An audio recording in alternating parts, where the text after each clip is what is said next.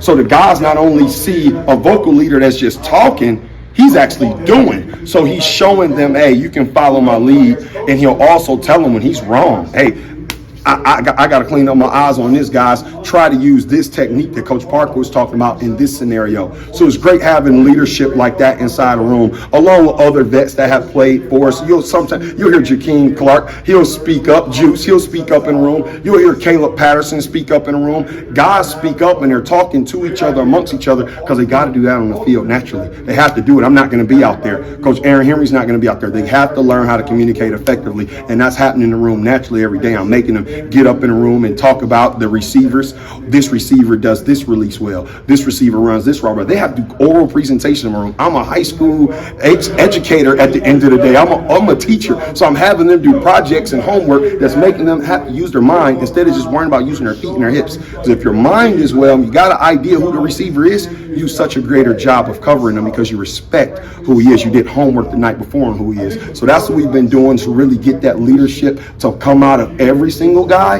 that vocal leadership come out every single guy, not just Xavier, but Xavier has no doubt about it, has stepped up and led those guys, and I really appreciate him for that work. How have Caleb and Janine progressed since they got a lot of reps in the spring? Right? Yes. How are they kind of fitting in that competition and pushing those? Oh yeah, they're there. They're right there, pushing each other, pushing others. Everyone has had an opportunity to rotate in with the ones at this point, doing it by committee to really see who's the best pieces of the puzzle, right? And they'll show it by production. It's no brother-in-law system. It's no friendship to it. It's just the best guys that produce. And Coach Aaron Henry has us set up with like a chart that's really charting their targets. Like, hey, you were targeted this many times. This is how many catches you gave up in those opportunities.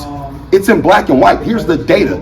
I like you, but I love production on the field. So that's really what's happening. And you see the guys are always worried about, shoot, I can't give up a pass. I'm working my butt off on this. I'm working my butt off on that. And the why is they know there's another guy that's trying to have better data than them to prove I deserve the 1 reps or the 2 reps when it's time to actually make the full in concrete depth chart. So right now it's been by committee, and those 2 guys have really pushed themselves to get better, get stronger, be tougher at the line of scrimmage and press when they're in off coverage, do a great job of owning their leverage. They did an excellent job at just learning some of the new techniques that I've taught them, but ultimately the defensive scheme has allowed it because they're covering for dang on 3 or 4 seconds and then Gabe gets home for a sack. You know what I mean? And AB gets home for a sack. So yeah, they're doing a great job, but they've also got some good complementary players that are around them that really makes what we do as a whole a we thing. It's about the defense, not one singular guy. Chase is tough. He's physical, right? And he brings that type of edge to it. He's got that New Orleans toughness in him, right? And but he has an older brother that plays at another school, and he talks to him always about technique and just confirmation about some of the things that I'm teaching him. And his brother told him, hey, your coach know a little bit of something. Go ahead and listen to him. He had a first rounder last year. Me and Chase sat down and talked about that yesterday. We both smiled about it. And at that point, I knew the light bulb had cut on. He's ready to fully take coaching instead of sometimes maybe questioning either his judgment, not mine, but his judgment and his ability on the field. He's like, Coach, I'm not worried no more. I'm just ready to play. I'm going to have some fun. I'm going to take all the stress off my back, because that's what football camp does to young men. It creates stress and anxiety on them because they're so worried about the right now, immediate gratification. I told them, bro, this is a slow cooker. It's a crock pot, bro.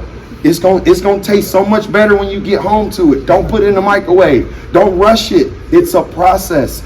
Be prepared for the process and enjoy the process. And that's exactly where Chase is at right now. He's enjoying the process after that conversation we had yesterday. When he has the personnel and when he has the experience, Coach Henry likes to play a lot of press man coverage and be aggressive.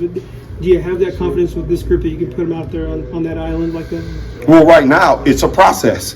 I would love instant gratification just to go outside and say, we have it right now, but we're at practice number 9, 10 right now. We got training wheels on. So I'm enjoying the process of just having training wheels. I wouldn't take my daughter or my son outside and say, hey, go ride this bike with no training wheels. Matter of fact, do some wheelies. No, I'll rather keep the training wheels on, and it's a process. The next thing I'm going to take one training wheel off, so learn how to balance themselves. Then 2 training wheels off. Now they're really balancing themselves. Now I'll teach them how to ride with no hands. Now they're popping wheelies. So that's what I'm doing with them. We're progressively taking them one step to the next, and I'm not expecting them to know anything that they don't know.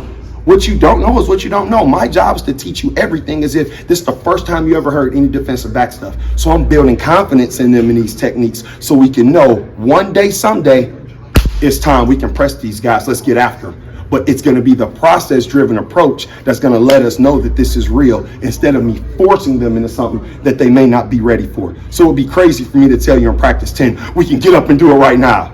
No, we've got some days, baby. We've got some practices left, and we're going to use every single one of them, every single period, to give them guys a chance to develop and get better.